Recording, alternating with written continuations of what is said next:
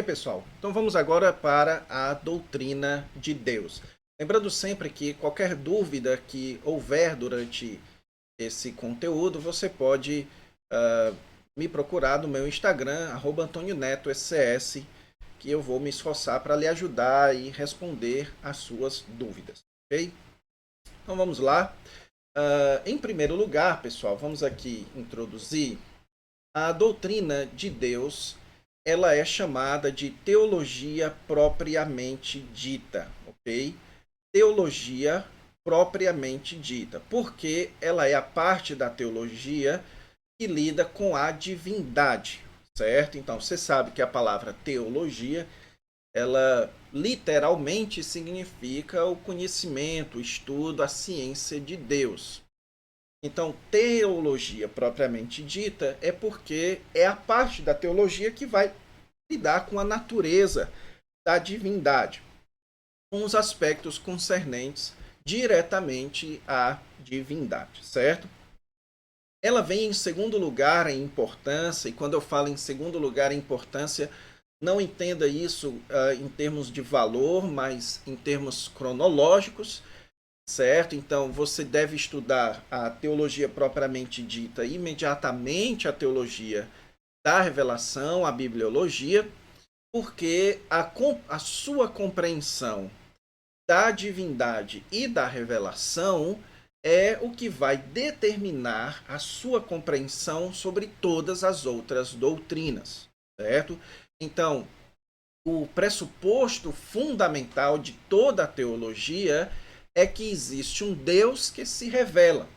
E a pergunta é: que Deus é esse e como é que ele se revela? Nós já vimos como é que Deus se revela. Agora nós vamos ver que Deus é esse. Eu poderia muito bem ter começado com a doutrina de Deus. Então, que Deus é esse? E aí a gente definiria que Deus é esse e passaria então a ver como ele se revela. Então, são duas coisas que estão lado a lado. É como o fogo e o calor. É impossível que você retire o calor do fogo, e assim é impossível que você retire o fogo do calor quando o fogo está queimando.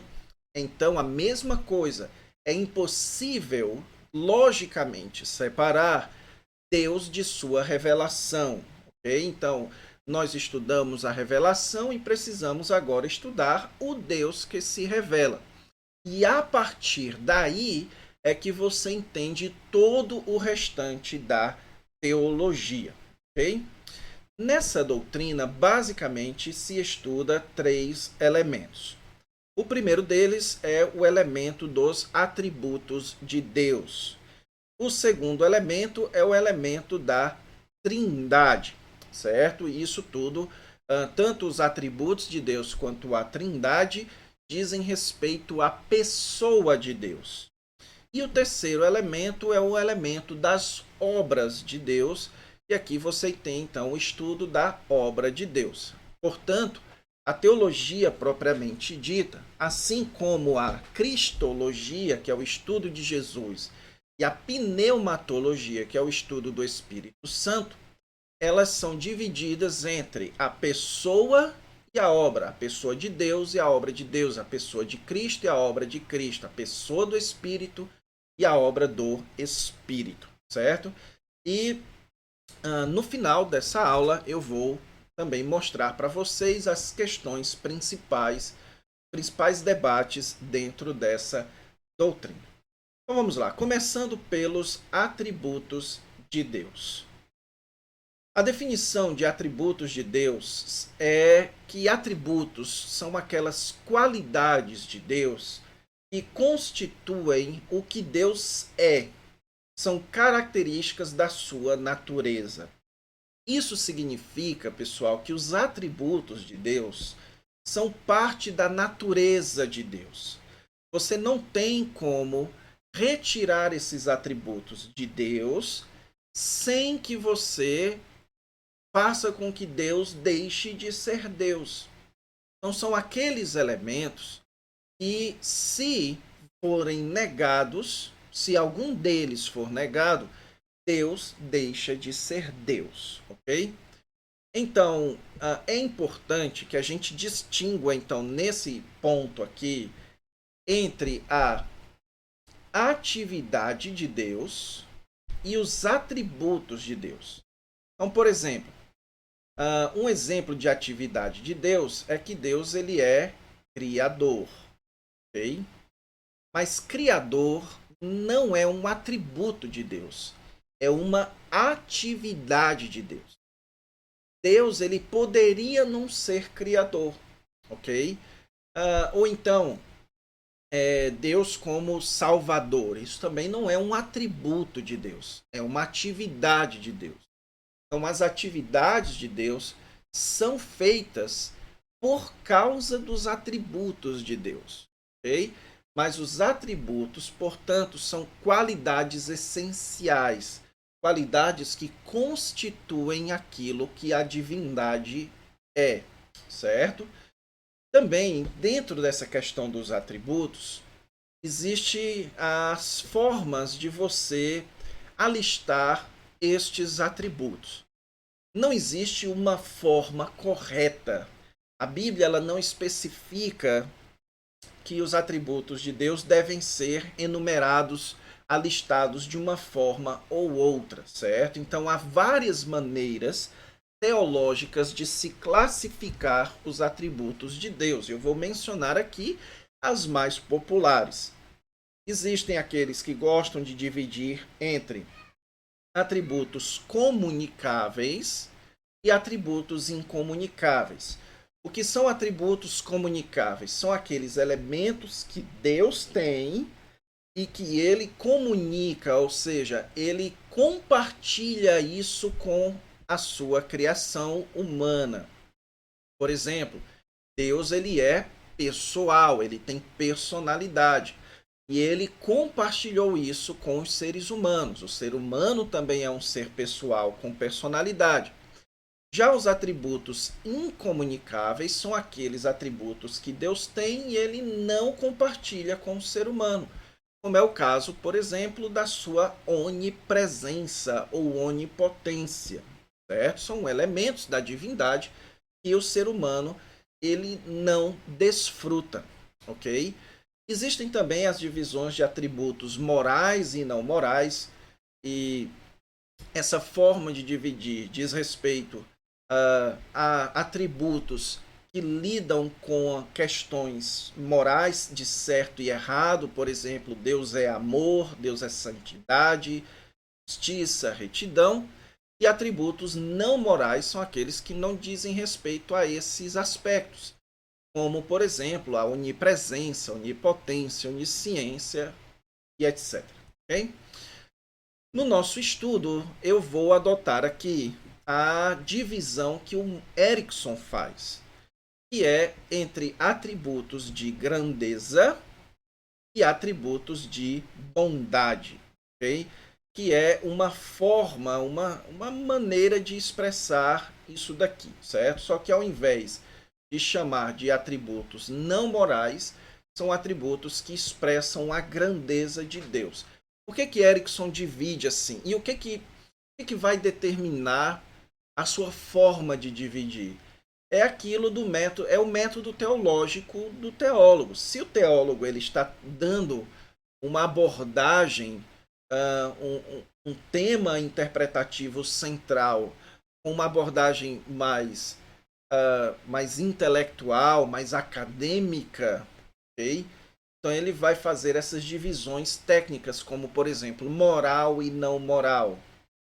Em livros da literatura reformada, você tem mais essa ideia de comunicáveis e incomunicáveis, por causa dessa herança reformada da Idade Média, certo? Desse compartilhamento do ser de Deus. E Erickson, ele segue a ideia daquilo que magnifica Deus. Então, nós vamos descrever quem Deus é de uma forma que enfatize a magnitude ou que Deus possa ser honrado. A divisão de Erickson é muito mais focada nessa questão da adoração, ok? Então vamos lá primeiro para os atributos de grandeza. Em primeiro lugar, o atributo da espiritualidade. Deus é espírito e não se limita a corpo humano. Deus não tem forma corpórea na sua natureza, ok? Obviamente que a pessoa do Filho, na teologia gosta-se de falar segunda pessoa da Trindade, eu não gosto dessa divisão, mas vamos usar aqui por uma questão didática. Então, a segunda pessoa da Trindade assumiu um corpo, mas a natureza da divindade é espiritual. O Senhor Jesus Cristo fala em João capítulo 4, Deus é espírito. Okay? Então, espiritualidade é um atributo de Deus. Em segundo lugar, Deus é um ser pessoal. Deus possui todos os elementos da personalidade, como é o caso, por exemplo, do intelecto. Deus tem emoções e Deus tem volição, ele tem decisão própria, vontade própria, ok? Então existe a tendência de nós acharmos que Deus ele não é uma pessoa. Muitas vezes Deus é descrito como uma luz, ou Deus é descrito como uma força, e não como uma pessoa, certo? Mas Deus é um ser pessoal. Quando você está orando, você está falando com uma pessoa, certo? Então existe uma relação, uma correspondência entre a sua relação com Deus e a sua relação com as outras pessoas. E por isso que você vai ver isso muito forte nas Escrituras. E a sua relação com Deus é correspondente à sua relação com as outras pessoas, porque é a forma como nós nos relacionamos com os outros seres pessoais além de nós, como Deus e as outras pessoas. Assim, portanto, Deus ele pensa, Deus ele raciocina, Deus ele se emociona, Deus ele fica irado, Deus ele fica alegre e Deus toma decisões. Deus tem volição, certo? Ele tem liberdade, que é uma característica de personalidade. Em terceiro lugar, Deus tem vida, e a ideia de dizer que Deus tem vida é que ele é autoexistente. Então a pergunta é quem criou Deus ou por que Deus existe? A resposta é essa. A explicação para a existência de Deus é o próprio Deus. Ele é o ser que é a fonte de toda a existência. Okay? Então, sem Deus, nada existiria, porque Deus é a fonte de toda a existência. Mas ele mesmo não deve a sua existência a ninguém. Então, ele é autoexistente. Em quarto lugar, Deus é onipresente. Isso significa que Deus está em todos os lugares. Existe uma compreensão errada sobre a onipresença que afirma que Deus preenche todos os espaços vazios, certo? Então, por exemplo, se eu lhe perguntar se Deus está dentro dessa caixa aqui, você vai me dizer sim, Deus está dentro dessa caixa. Mas não é que Deus está preenchendo os espaços vazios. É que todas as coisas estão diante dos olhos de Deus. Nada foge aos olhos do Senhor. Então essa é a ideia de onipresença. Também Deus é onisciente. Deus sabe todas as coisas. Tecnicamente falando, teologicamente falando, a melhor definição de onisciência é que Deus sabe de todas, ou Deus conhece todas as proposições verdadeiras. Sei que isso parece complexo, mas nem tanto. Então, tudo que você afirmar, Deus conhece. Então, você dizer que hoje é quarta-feira, Deus sabe disso. Amanhã é quinta-feira, Deus sabe disso, ok? Porque quando se fala que Deus sabe todas as coisas, para não surgir perguntas tolas do tipo, Deus sabe mentir, Deus sabe andar de bicicleta. Não é esse sentido de saber, ok? Nós estamos falando de conhecimento proposicional, conhecimento de verdades, de afirmações. Também Deus ele é onipotente, Deus é todo poderoso. Deus pode fazer tudo o que está de acordo com a sua natureza. Deus pode criar um quadrado redondo? Não, porque a natureza de Deus é uma natureza lógica, ok? Então, Deus é o Logos. Sendo assim, Deus não pode criar algo impossível de sua existência, impossível da existência. Deus pode criar um solteiro casado? Não, certo? Então, a onipotência de Deus diz respeito a que Deus pode criar tudo o que está de acordo, ou Deus pode fazer tudo o que está de acordo com a sua natureza. Deus pode mentir? Não, porque a natureza de Deus é santa, certo? Deus pode deixar de existir? Não, porque Deus é autoexistente. Deus pode criar outro Deus? Não, certo? Porque Deus, ele é autoexistente. E se um Deus criado, ele não é autoexistente. Isso é ilógico, ok? Também Deus é soberano. Deus ele tem o direito de decisão. A soberania é, portanto, um atributo de Deus. Deus, ele é imutável, ele é constante, ele não muda. Malaquias capítulo 3, versículo 6 mostra isso, a doutrina da imutabilidade divina. Então, esses são os atributos de grandeza como alistados na teologia de Erickson. Vamos agora para os atributos de bondade. O primeiro deles é o atributo da santidade. Deus é separado do pecado e absolutamente puro, ok? Então, o atributo da santidade, há quem goste de separar os atributos de bondade ou morais de Deus em basicamente dois, o atributo do amor e da santidade. Eu acredito que isso faz muito sentido. Vocês vão perceber que à medida que eu alisto aqui, essa lista é puramente didática, porque todos os atributos de bondade, na verdade, se encaixam entre expressões do amor de Deus e expressões da santidade ou da justiça, é basicamente a mesma coisa, de Deus, ok?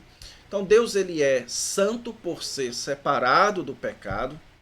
Então é um atributo dele. Deus não pode, Deus é puro de olhos, Deus não pode pecar. E todas as obras de Deus são santas. Isso é muito importante também, ok? O atributo da santidade, ele enfatiza isso, que tudo o que Deus faz de maneira santa, certo? Em segundo lugar, a justiça. A justiça é oriunda da santidade de Deus. Se Deus é santo, todas as ações de Deus são corretas. Então, justiça diz respeito ao agir corretamente. Então, Deus, ele é correto em todos os seus atos. Ele é justo em todos os seus atos. Deus também, ele é íntegro. Deus é verdade. Deus, ele é verdadeiro. E só um comentário antes da gente avançar aqui. Esses três são os que enfatizam a santidade de Deus. Toda a moralidade humana, meus irmãos, depende disso daqui, ok? Então, como é que nós podemos dizer que alguma coisa é correta ou errada? É com base naquele que é a fonte da existência. Então, o que deu existência a todas as coisas? Foi Deus. Então, aquilo que está de acordo com a existência de Deus é correto. Aquilo que está em desacordo com a existência de Deus é errado. Então, como é que nós podemos dizer que a desonestidade é errado? Porque a desonestidade, ela é a falta de integridade, ela é a falta de veracidade. E Deus, ele é a verdade, Deus é verdadeiro. Portanto, tudo aquilo que não for verdade não está de acordo com a natureza de Deus e, portanto, é errado, é moralmente errado. Porque, por exemplo, nós podemos dizer que você considerar um culpado como inocente ou um inocente como culpado, por que nós dizemos que isso é errado? Porque a justiça é o que reflete a Deus. Deus ele é justo. Portanto, quando nós expressamos a justiça, nós expressamos o Criador de toda a existência. Então aqui está, portanto, a fonte de toda a moralidade humana. Quarto elemento dos atributos de bondade de Deus é o seu amor. Então, o amor é a base, é uma outra base para alguns outros atributos de bondade de Deus. E o amor de Deus, meus irmãos, ele significa que Deus busca o maior bem das pessoas que ele ama. É isso que significa dizer que Deus é amor. Deus sempre vai promover o maior bem para as pessoas, ok? Você pode se perguntar, certo, mas como é que Deus pode amar uma pessoa que comete o pecado? A pessoa que comete um pecado, ela precisa de justiça, ok? Ela precisa ser julgada e tratada com justiça. O maior bem que Deus pode dar a essa pessoa é, portanto, a sua justiça. Se Deus fosse injusto com o pecador, ele não amaria o pecador. Okay? Então, Paulo diz que Deus ama todos os homens quando ele manda a chuva, quando ele manda o cuidado com todos os homens, a preservação de todas as coisas, certo? Então, nesse sentido, Deus ama todos os homens.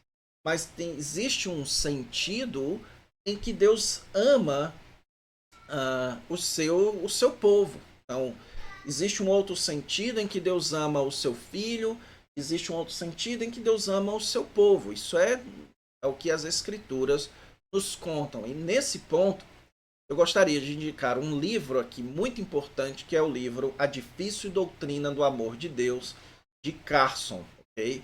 Esse é um livro que vai lhe ajudar muito a entender esse atributo do amor de Deus.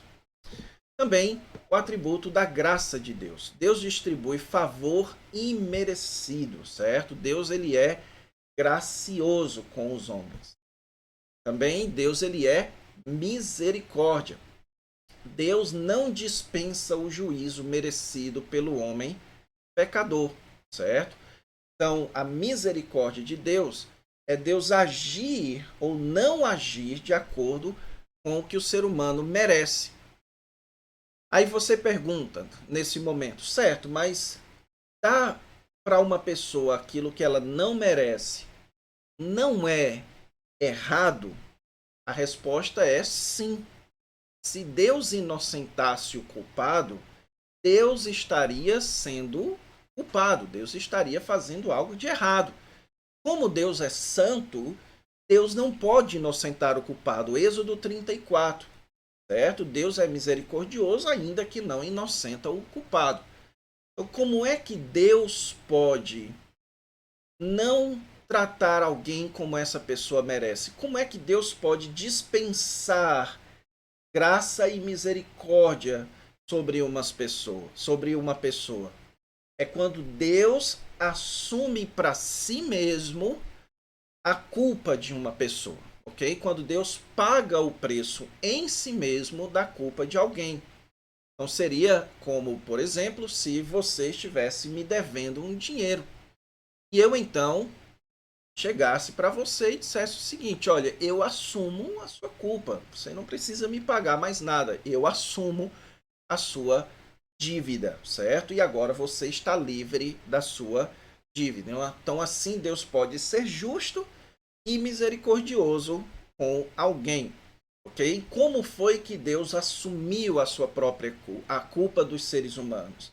Através da obra do Senhor Jesus Cristo, através da cruz, certo? Então, na cruz, Deus paga em si mesmo o próprio preço do pecado humano, como diz o apóstolo Paulo, para que ele seja justo e justificador daquele que crê.